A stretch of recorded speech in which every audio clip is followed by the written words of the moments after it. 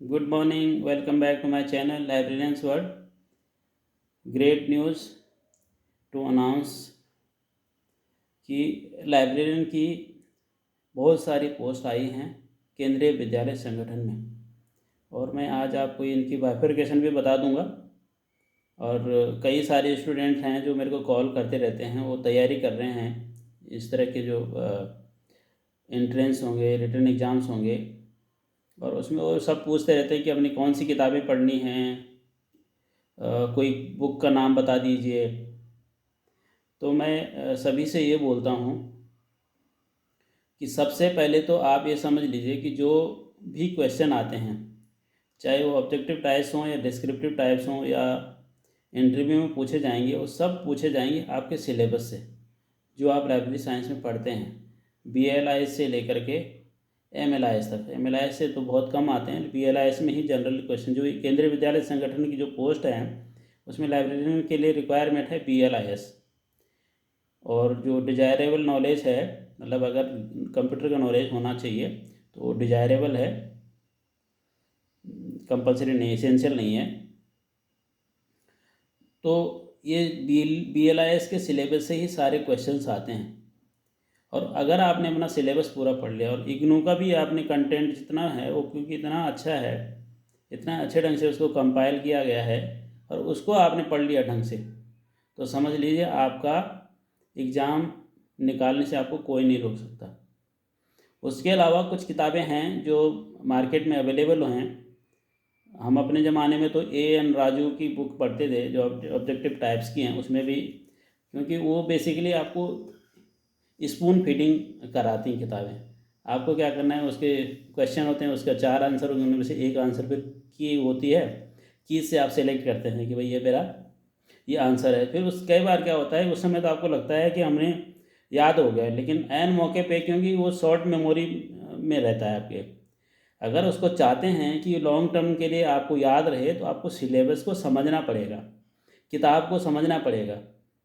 और जब आप किताब को एक सिरे से ढंग से पढ़ेंगे, रिवाइज करेंगे, 10 बार उसको रिवाइज करेंगे, तो क्या होगा कि आपका नॉलेज एकदम लॉन्ग टर्म के लिए आपके उसमें वो रहेगा, स्टोर रहेगा, और तब आप जाके एग्जामिनेशन में उसको आसानी से रिट्रीव कर सकते हैं।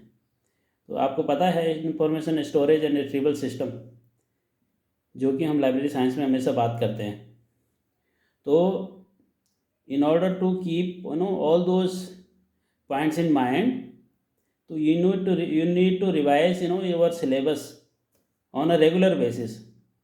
एक हफ्ते में, फिर 2 हफ्ते में, फिर 3 हफ्ते में, ऐसे करके हर बार आप थोड़ा थोड़ा करके उसको रिवाइज करते रहें।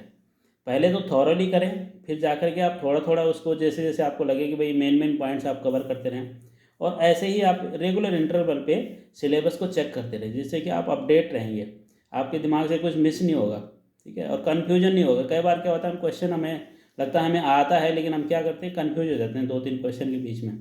तो इसको बराबर रिवाइज करने से आप कन्फ्यूज नहीं होंगे, ठीक है। तो एक तो रहा ही है आपका सिलेबस, जो BLIS का कंप्लीट पढ़ लीजिए, ठीक है। उसके अलावा फिर आप ऑब्जेक्टिव टाइप्स के जितनी भी किताबें हैं मार्केट में, उनमें से कुछ खरीद सकते हैं, और मैं भी कोशिश करूँगा आपको कोई बेस्ट बुक होगी उसको मैं आपको सजेस्ट करूँगा। उसके अलावा मैंने बताया था आपको कि आपको न्यूज़पेपर रेगुलरली पढ़ने हैं, क्योंकि करंट अफेयर्स के लिए आपको न्यूज़पेपर, उसमें से मैंने बोला था द हिंदू या इंडियन एक्सप्रेस, और बाकी रेगुलर पेपर जो आपके पास आते होंगे, जो अवेलेबल होते ही हैं, टाइम्स ऑफ इंडिया हो गया, हिंदुस्तान हो गया, और इकोनॉमिक टाइम्स हो गया, जो बहुत इंपॉर्टेंट है। इस तरह के पेपर लाइब्रेरियन को तो ऑलमोस्ट सारे पेपर पढ़ने चाहिए, क्योंकि उसमें कई सारी न्यूज़ ऐसी होती हैं जो इकोनॉमी से रिलेटेड होती हैं, ठीक है। उसमें बहुत सारी चीज़ें ऐसी होती हैं जो फैक्ट्स होते हैं, वो हमारे काम आते हैं। और इवन कभी हम कहीं बातचीत भी सुनते हैं तो वहाँ पे हमें जब कोई डिस्कशन हो रहा होता है तो हम भी पार्ट ले सकते हैं, वहाँ पे हम भी कुछ चीज़ें क्लियर कर सकते हैं। कई बार लोग रॉ डेटा के ऊपर बात करते हैं, कई बार अनक्लियर उसमें ऐसी बातें कर रहे होते हैं, तो जब आपको नॉलेज होता है तो आप उनको अपडेट कर सकते हैं कि नहीं, ये एक्चुअली में जो सही इन्फॉर्मेशन ये है। तो लाइब्रेरी साइंस के स्टूडेंट जो है कई जगह इस तरह के डिबेट्स में जब पार्ट लेते हैं तो आपकी उनको इंटेलेक्चुअल कैपेसिटी पे उनको लगता है हाँ यार ये लोग हैं जो प्रोफेशन को सही में अपना आगे बढ़ा रहे हैं। उसके अलावा magazines, India today, outlook, economic and political weekly, जिसको हम EPW बोलते हैं, रीडर्स डाइजेस्ट, इस तरह की मैगजीन आज की डेट पे लाइब्रेरी साइंस के प्रोफेशनल ग्रुप में फ्री ऑफ कॉस्ट आपको सर्कुलेट होती रहती हैं, तो उसको आप पढ़ सकते हैं। उसके अलावा आप एक दो मैगजीन्स को भी आप रेफ़र कर सकते हैं, हर महीने आती हैं। कंपटीशन सक्सेस रिव्यू हो गया, CSR, प्रतियोगिता दर्पण हो गया।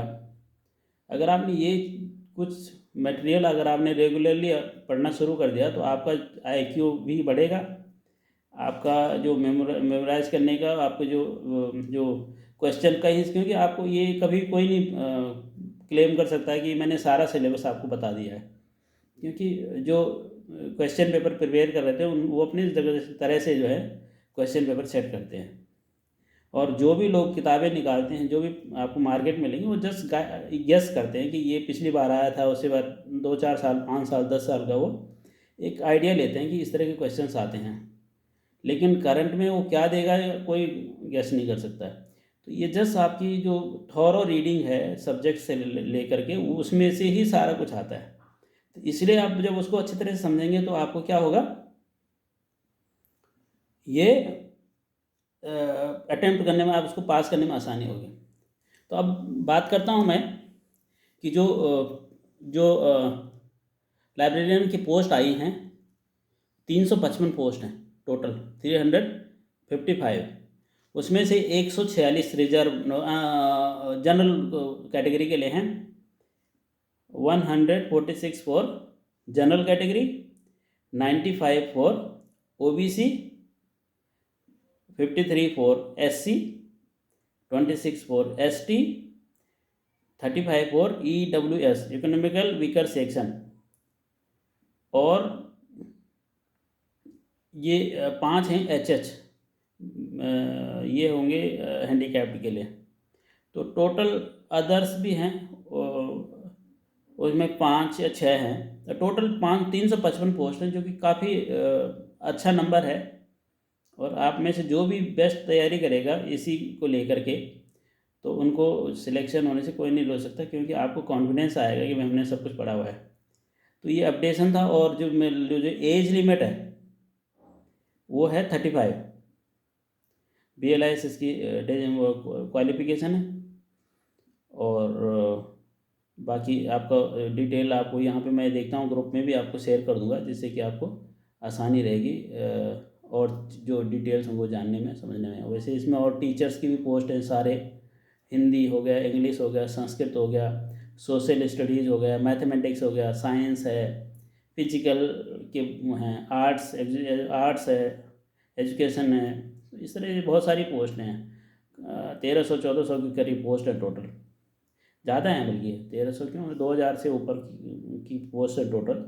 लेकिन लाइब्रेरी साइंस के लिए 350 पोस्ट है, 355 टू बी प्रिसाइज। तो ये इन्फॉर्मेशन है जो मुझे आपके साथ शेयर करनी थी, और दैट अच्छी भी न्यूज़ है, तो मुझे लगा एक इसको तुरंत बता देना चाहिए आपको।